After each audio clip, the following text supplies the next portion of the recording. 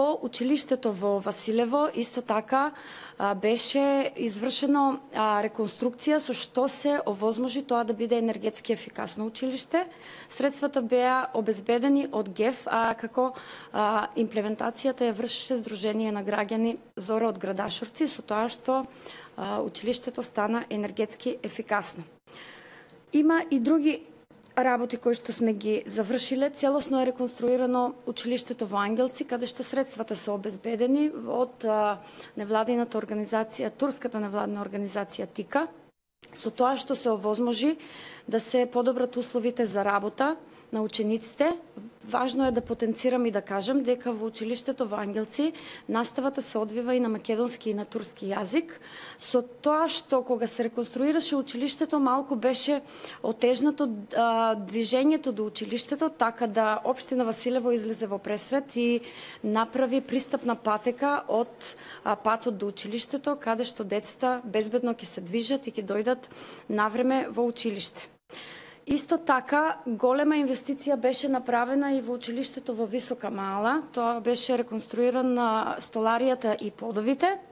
А сега да потенцирам дека е изградено и целосно ново училиште во Висока Мала, кое што функционира од ланската година, мислам беше градначалник, извинете.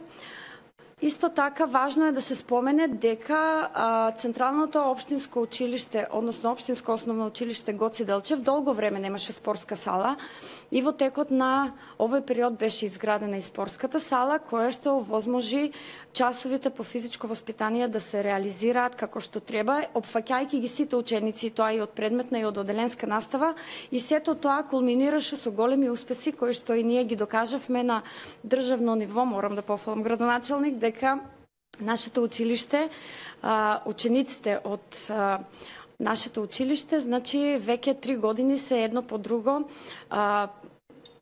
еден вид победници на државните првенства, беа 3-то место, 2-ро место, а оваа година се државни прваци во одбојка, во училишните спортови. Се надевам дека и понатамо нели ќе продолжи тој успех, бидејќи им се овозможувани добри услови. Овде значи е заслужен сепак и менторот кој што го води за да се постигнат тие резултати. Неколку училишта од Општинското основно училиште не беа оградени, значи малку беше учениците беа изложени на ризик да не бидат значи блиску до улица, да не претрчуваат, така да се изврши оградување, и тоа претежно во училиштето во Владевци и во Садларци. Тие училишта се значи целосно оградени. Исто така значи и во Радичево е оградено, односно во сите места единствено остана со топловодно грејење од сите училишта да се инсталира само во подрачното училиште во Дукатино и во Владевци. Значи, јас така многу зборував за да ги опишам сите училишта, но меѓутоа сакам на гледачите да им доближам дека сепак основното училиште Гоце Делчев е централно во Василево и има уште 7 подрачни училишта кои што се наоѓаат на територијата на општина Василево. Исто така постои уште едно општинско училиште во Нова Мала Атанас Невичански, кој веќе од 2012 година значи е целосно самостојно, и таму има 3 подрачни училишта.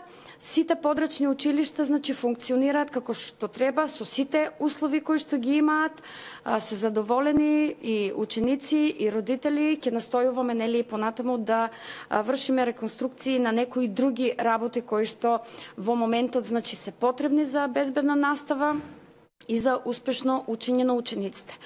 Како главно нешто, значи во текот на овие години извршени и сработени проекти, сега би го спомнала проектот кој што е веќе во тек. Овде и градоначалникот може да се надоврзе малку повеќе да каже. Значи, тоа е целосна реконструкција на подрачното училиште во Седларци, кое што ќе биде единствено во Македонија, енергетски ефикасно, енергетски независно, со фотоволтаични панели за сопствено производство на електрична енергија.